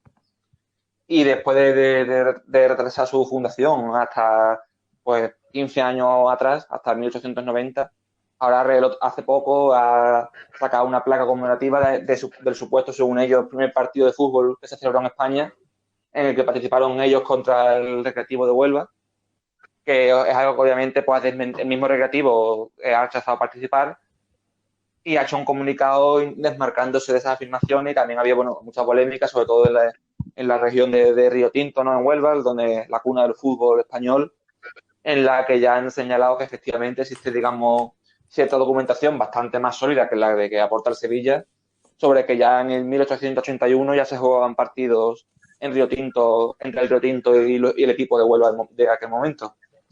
Entonces yo creo que esto al final no es más que simplemente las campañas que hace de vez en cuando el Sevilla, intentando darse un pasado más glorioso del que tiene, que igualmente es un equipo histórico y de los más antiguos de España, y la verdad es que parece casi innecesario, ¿no? Pero es como la última salida del presidente del Sevilla, Pepe Castro, ¿no? No es un poco eso. Romero. Bueno, ya en el pasado, hace tiempo, vimos como ya el Sevilla le pretendió disputar al Recre el ser el equipo más antiguo de España, pero ya vimos como la federación pues zanjó el tema y le dio la razón al club onubense, porque bueno, entre otras cosas pues todo el mundo ya sabe que se fundó en el 89, y está claro que es de los el más antiguo el más antiguo de toda España. Y bueno, como ha dicho Antonio, pues un intento del Sevilla pues de orgullo, para tener como otra, de adjudicarse, bueno, ese honor que realmente no le corresponde. Entonces, aquí unanimidad con el Huelva, el Recre. Hombre, claro, es que al final también, como decía Romero, ¿no? La federación ya en su día ya habló sobre el tema, y realmente no es una cosa que haya mucha discusión más allá por los intentos del Sevilla. Y después, bueno, también la polémica que se ha creado en Huelva, tanto que acabó saliendo la alcaldesa de Río Tinto como también el alcalde de Huelva, y al final es la polémica de siempre, ¿no? Se especie como de defensa de lo propio contra el Sevilla, que intenta apropiarse de esa historia, ya que, como decía Romero, no es la primera vez y por desgracia seguramente no sea la última, ¿no? Pero sí, por ahora pues estas noticias así de pequeños dramas que se crean y peleas entre equipos.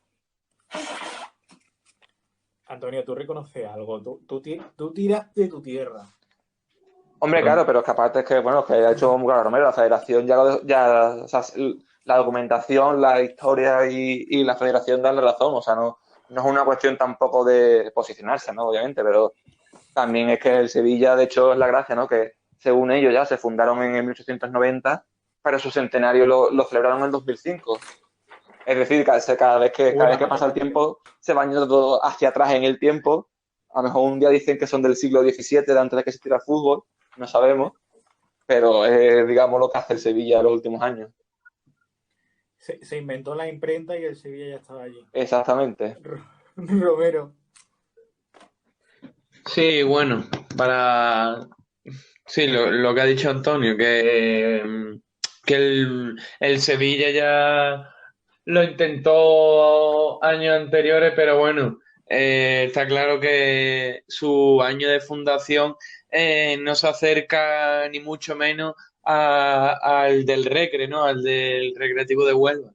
Entonces, pues, es como una campaña y nada, tonterías porque todo el mundo sabe que el Huelva es el más antiguo de España. Y viva Huelva, que nos Eso. intentan tomar una gambita, ahí, queremos gamba. Bueno, vamos a terminar la sección de deportes con la opinión de Ángela sobre este tema y luego vamos a, muy brevemente, resaltar la convocatoria de la selección esta semana. La disputa entre el Sevilla Fútbol Club y el Recreativo de Huelva por ver quién puso a rodar por primera vez la pelota de fútbol aquí en España es cuanto menos llamativa y ya es un clásico, ¿no? Yo creo que en el imaginario de todos los ciudadanos españoles considera y está bastante claro que es el Recreativo el primer actual club de la Liga Española que puso a rodar por primera vez la pelota y que disputó el primer partido allá por 1890 en las minas de Río Tinto. Es una polémica, como ya digo, bastante... Un clásico que puede estar a la altura perfectamente de un derbi Sevilla-Betis o de un Barça-Real Madrid. Creo que la disputa no tiene nada, no tiene más allá de una crispación cotidiana y común entre ambos clubes. Ya sabemos cómo somos aquí en Andalucía, que somos muy viscerales y que buscamos crispación por cualquier punto. Obviamente la acción emprendida por el Recreativo de Huelva, de no acudir a ese acto conmemorativo de una conmemoración que para ellos no es vigente y para muchos ciudadanos y entendidos del deporte rey tampoco, no han entendido que ellos no pintan nada en ese acto que certifica una fecha que por su parte entienden que no existe. Por lo tanto, es una anécdota más en este carrusel de COVID, de deporte y de polémica al fin y al cabo.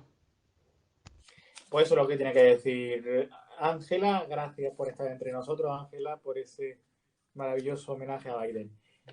Vamos con la convocatoria de la selección muy brevemente, que la ha anunciado Luis Enrique. ¿Quién entra? ¿Quién se cae? ¿Quién sigue? Lo saben todos Antonio y Romero. Nuestros Manolos de Hacendado. No, broma. Vaya por Dios. Bueno, la verdad es que es una convocatoria que poco a poco empezamos a ver cuál es el grupo que quiere formar Luis Enrique, que son los jugadores en los que más confía. De nuevo son convocatorias así más grandes por los motivos de COVID, lo cual también le permite a Luis Enrique poder ver más posibilidades, pero quizás, digamos, la gran novedad, la gran caída está sobre todo la delantera, ¿no? Con, digamos, bueno, de Rodrigo Moreno que se ha caído, ha entrado Morata y parece que es donde quizás tenga más dudas el seleccionador nacional, que es sobre la delantera, ¿no? Pero, y bueno, también tenemos la vuelta de Coque, que ya va 2 años sin entrar y que siempre ha surgido como esta polémica sobre si había un cierto veto sobre él o sobre otros jugadores, etcétera.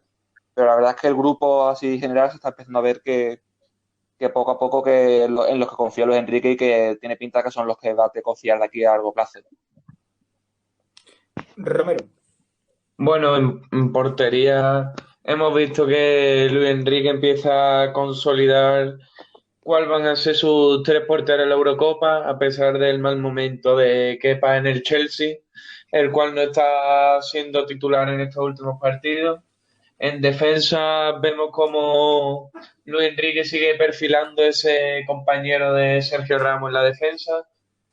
En el lateral derecho hay bajas por lesión, tanto de Jesús Navas como de Carvajal, y ha tenido que recurrir tanto a Sergio Roberto como a Héctor Bellerín, jugador del Arsenal, y por el otro lado ha recurrido a Reguilón y a Gallá, y vemos que sigue sin contar con Jordi Alba.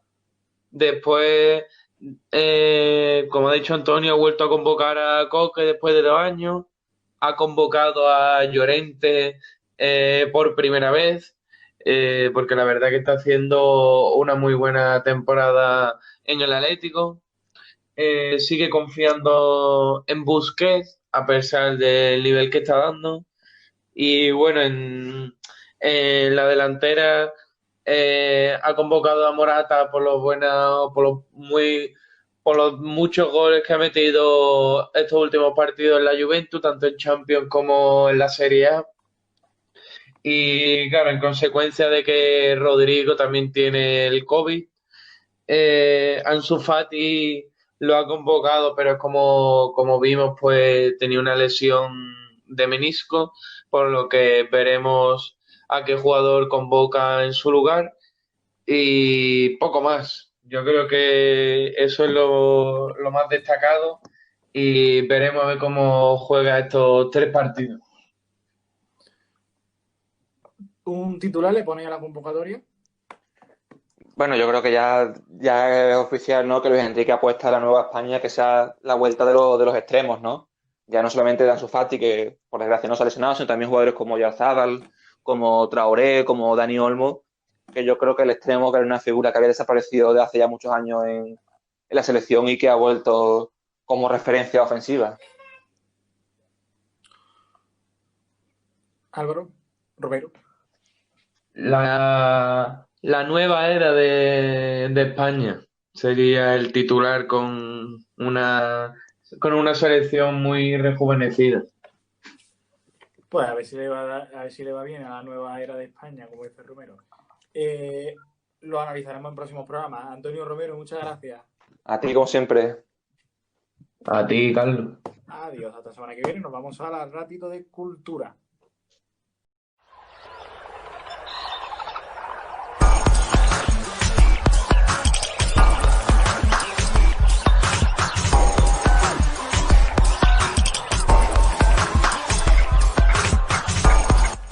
Bueno, vamos por la sección de cultura. Esta semana queremos hacer un homenaje póstumo a una persona que nos dejó, a un escritor, a un periodista muy importante que nos dejó hace una semana.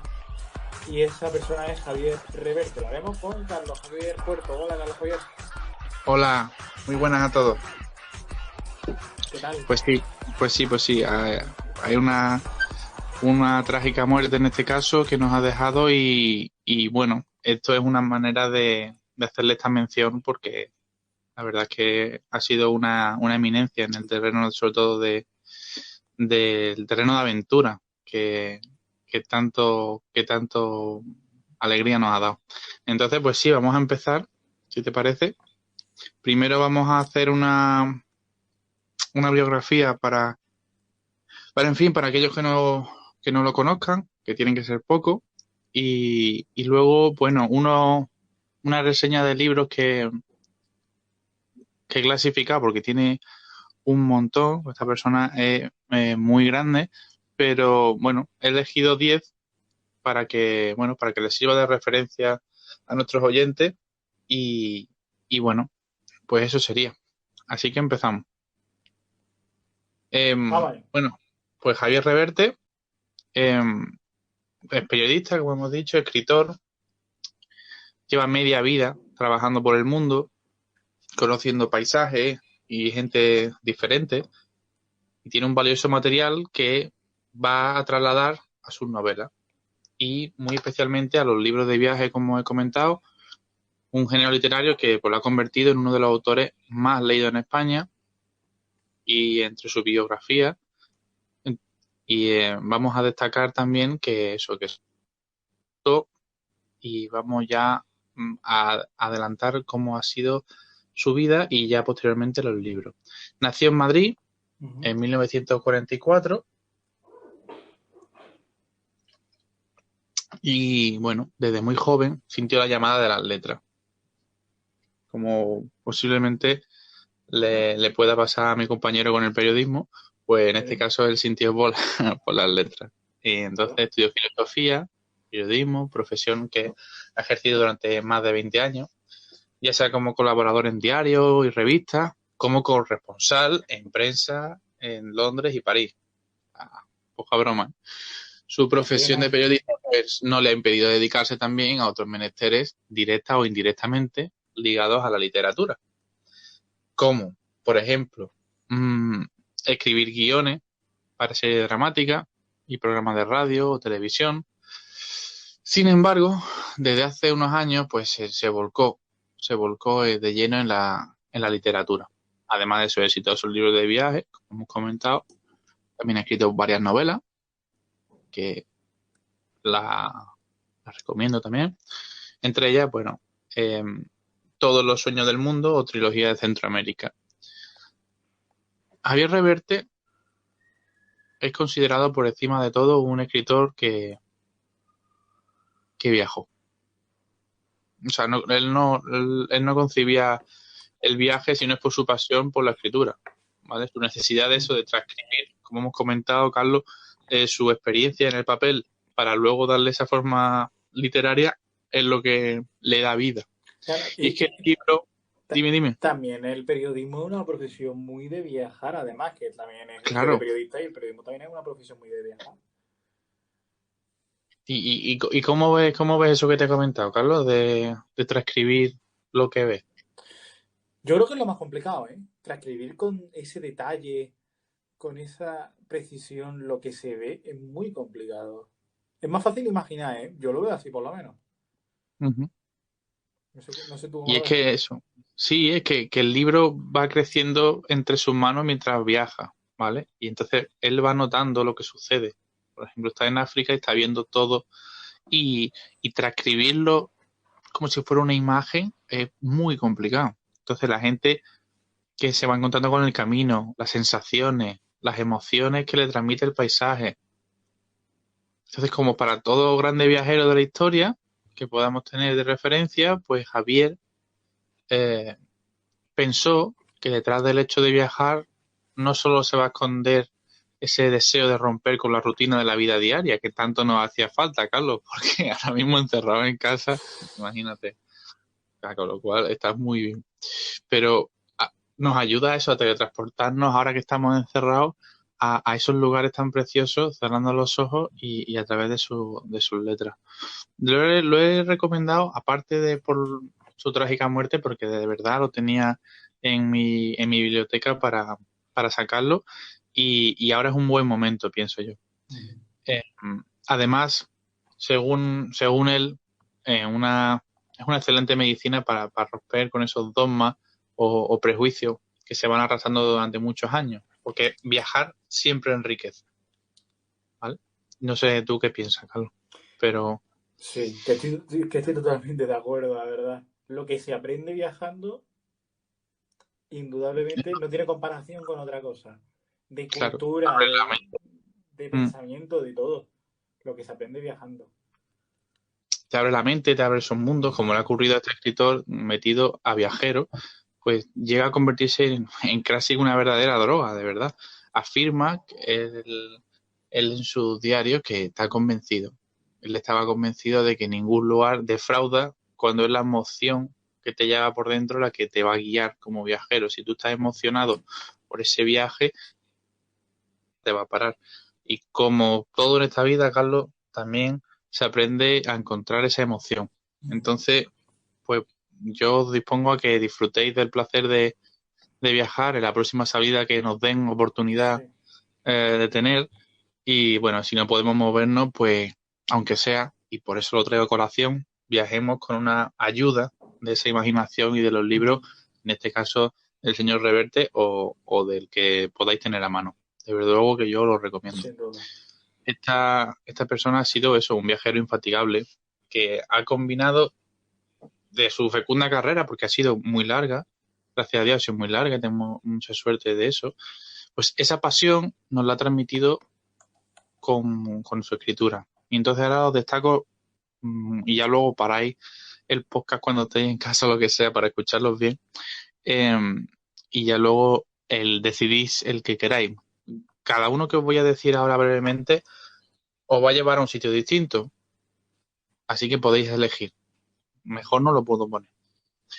Yo he destacado títulos como la trilogía de África, En mares salvajes, Corazón de Ulises, El río de la luz, Canta Irlanda o Un verano chino. Bien, eso lo han convertido en una referencia a esta leyenda ya en libros de viaje. Entre los que él destacó como sus favoritos también no van a poder faltar. Hombre, si él los dice como favoritos, lógicamente también tenemos que darle una mención. Por su razón de ser, no hablan de él, lógicamente, son libros que lo han escrito otros autores, que ahora los mencionaremos, pero digamos que él en su estantería tenía lo siguiente: la Ilíada, el Quijote, El corazón de la tiniebla, y en su selección también abunda esos viajeros que buscan algo. O sea, quizá para encontrarse con ellos mismos, quizá para otras como La muerte en Venecia, El gato pardo, se dejan influir por los paisajes de lugares donde se desarrolla. Entonces, en su preferido estaban eso, un espacio clásico, también para la poesía en castellano, como Poeta en Nueva York, y otras obras cumbres del 20. Así que esa es mi aportación. Pondremos este post y ya ustedes, pues espero que lo disfrutéis. Así que un abrazo y que tengáis buena semana. Sobre todo. Carlos Javier, me encanta la sección de hoy, de verdad. Pues un abrazo muy grande. Un abrazo. ¿Vale, compañero?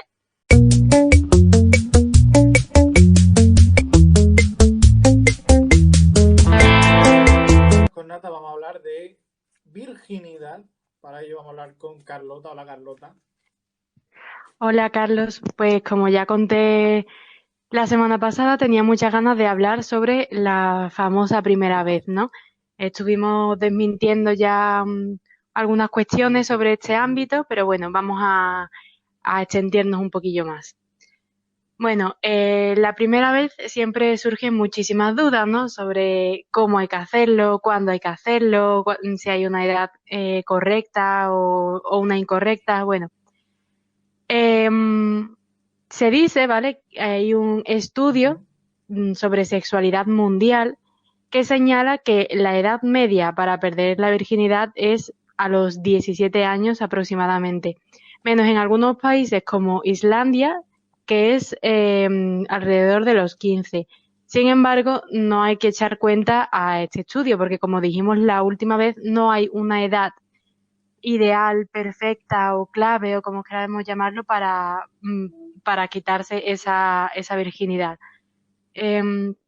Por eso no debemos meternos unos con los otros llamándonos pues guarros, putas o ese tipo de comentarios. Si una persona lo hace por primera vez, no sé, con 15 años, y tampoco hay que tachar a nadie, pues de lo contrario, ¿no? De estrecho, de agarrar, de amargar, de lo que sea, si te quita la virginidad con 24, porque sí. Eso pues cuando una persona pues se sienta capaz de hacerlo, seguro con uno mismo, a gusto con su cuerpo, con su mente, con todo, entonces pues ya se hace, ¿no? No hay que meterle prisa a nadie. Eso es verdad, porque hay una presión social muy importante con el tema de la edad de la virginidad, a la que perder la virginidad. Sí, pero es que además es brutal porque como que tiene que ser la franja de a lo mejor los 16 a los 17 o poco más, porque es que ya si lo haces más tarde es que, vamos, ya nadie te quiere, nadie, por eso has tardado tanto en hacerlo, porque no te quiere nadie. Y si lo haces muy pronto es que eres una guarra y te gusta mucho el roce y no sé, la verdad es que deberíamos quitarnos ese tipo de pensamiento y dejar de torturarnos tanto a las otras personas como a nosotros mismos, porque así lo único que conseguimos es crear una presión e incluso una depresión en la gente que no es ni medio normal. Así que, por favor, vamos a quitar ese pensamiento. Sí, por favor. Y bueno, Otra de las cosas que hemos hablado bastante aquí es que el sexo no implica penetración, o sea, puedes tener sexo oral e incluso el petting, ¿no? Lo que es, digamos, tener sexo con ropa, ¿no? El no llegar, son como roces, ¿no? Las caricias o incluso el mandarte mensajes eróticos con una persona ya se puede incluir dentro del sexo, ¿sabes? Entonces, todo esto es sexo. Por lo tanto, no debemos seguir relacionando el sexo con la penetración. ¿Qué pasa? Que si no hay penetración, no hay sexo. Pues no, eso no es así. Hay que tener eso muy claro. Otra de las cuestiones que estuvimos comentando es sobre el himen, ¿no? Ya conocemos que bueno, el himen, para quien no sepa qué es como una membrana pequeña que se encuentra al principio de la vagina, ¿no? Y es a lo que relacionamos con quitarse la virginidad. Cuando se rompe ese himen, pues se quitan la virginidad. Y eso tampoco es del todo cierto. De hecho, ya conocemos algunas culturas, pues que la típica prueba esa, ¿no? Del pañuelo blanco que te introducen para ver si sangras y si eres pura, no eres pura. Bueno, pues siento decir que es que este himen hay personas que lo tienen muy elástico y no es tan fácil de romper, pero es que al fin y al cabo es una membrana pequeña que se puede romper perfectamente, a lo mejor siendo pequeña, estando montada, no sé, en un columpio del parque y caerte se puede romper, o montando a caballo, o cualquier cosa. ¿Sabe? Que no es tan difícil como pueden pensar. Y esto nos lleva a la otra cuestión, y es que no podemos tampoco pensar que todas las mujeres sangran. De hecho, hay un estudio, me he guiado de los consejos de sexualidad de Plátano Melón, y dicen que solo el 44% de las mujeres llegan a sangrar. Por lo que hemos dicho, ya eso depende pues de la vagina de cada una, del himen de cada una, o sea que yo, por ejemplo, recuerdo cuando estaba en la ESO, ya hace bastantes años, y a una compañera mía, pues como que nadie creía, ella nos había contado que se había quitado la virginidad con su pareja de entonces, pero haciendo las típicas preguntas, ¿no? De curiosidad, cómo fue, no sé qué, vale, pues nos dijo que ella pues no había sangrado y automáticamente el resto de las compañeras, ¿no? A las que le estaba contando eso, ya pensaban que era mentira. Como que lo estaba diciendo como para hacérsela guay, digamos, porque es imposible que tú tengas sexo por primera vez y no sangres, ¿vale? Te estoy hablando de una conversación verídica que yo la he vivido. Así que claro, también... en la ESO tampoco es que tenga mucho conocimiento de estos temas, la verdad. Hombre, ya sí, pero sí es verdad que, por ejemplo, lo que es la vacuna esta que te pone con el tema relacionado de las enfermedades y tal, que se le ponen a las niñas alrededor de los 15 años, creo que era 14 o 15 años. No sé si tú lo recuerdas, Carlos. En mi época hubo eso, una edad en la que todas teníamos que ir al médico a que nos pusieran esa vacuna. No me acuerdo exactamente el nombre. No lo recordaba, ¿no? Bueno, pues antes, en mi época, digamos, se ponía eso sobre los 15 años y ahora se está poniendo sobre los 13, porque la gente pues está empezando a tener relaciones sexuales antes, por lo tanto deberíamos estar más informados antes. Sí, eso sí es verdad. Se está adelantando esa edad, eso sí es verdad que se está adelantando las edades. Así que bueno. Oye, una pregunta. Ahora, la gente que se reconstruye el himen, entonces, porque esto yo me acuerdo que ha salido hasta famosos que lo han hecho, quedan como para volver a ser vírgenes. ¿Eso no sirve entonces? ¿O? A ver, no sirve porque es que ya, como ya he dicho, lo que es la rotura del himen no tiene ningún tipo de relación con lo que es perder la virginidad.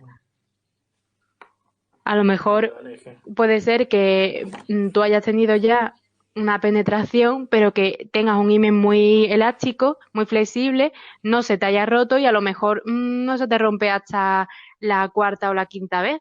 ¿Y qué pasa? Que las anteriores no ha habido penetración o no ha habido sexo, ¿no? Pues por supuesto que lo ha habido, lo que pasa es que no se ha roto. Así que, bueno, ese tipo de mentalidad, pues como que hay que ir cambiándola un poco, aunque cueste.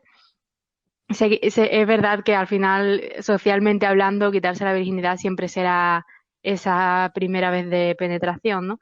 Pero bueno. Ahora bien, bueno, es cierto que la primera vez, ya sea pues sexo oral, penetración o lo que sea, pues puede ser difícil porque nos dé vergüenza, nos sintamos inseguros, ¿no? Al estar en una situación desconocida. Entonces, yo traigo aquí como unos tips que hay que tener en cuenta, que son bastante básicos, pero bueno, por si acaso alguien está en ese momento en el que no sabe si sí o si no, yo le traigo aquí 7 consejillos.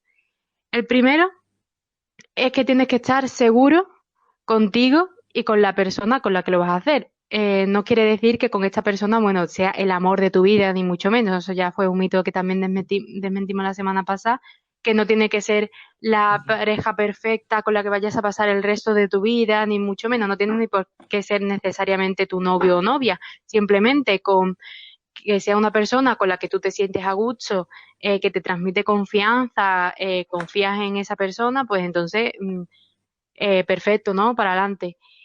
Y bueno, ese es el primero, ¿no? Que tienes que estar seguro contigo mismo, que nadie te obligue y que seas consciente, bueno, de que esa persona con la que lo vas a hacer, pues te entienda.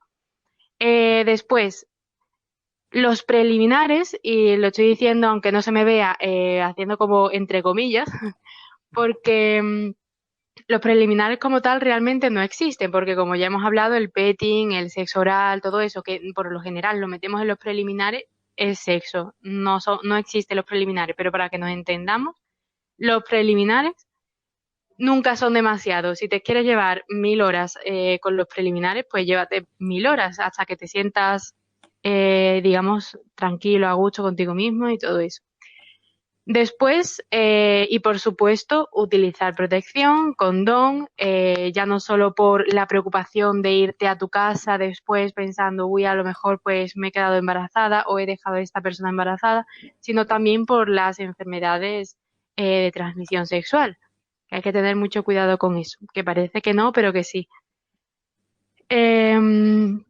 También el cuarto consejito es comunicaos. O sea, no os sintáis obligados a nada y comunicaos. Decir lo que os gusta, lo que no os gusta, cuándo hay que parar, cuándo no hay que parar, o sea, decirlo, sentiros a gusto y eso pues me lleva al primer punto que he dicho, ¿no? Que esa persona te transmita confianza.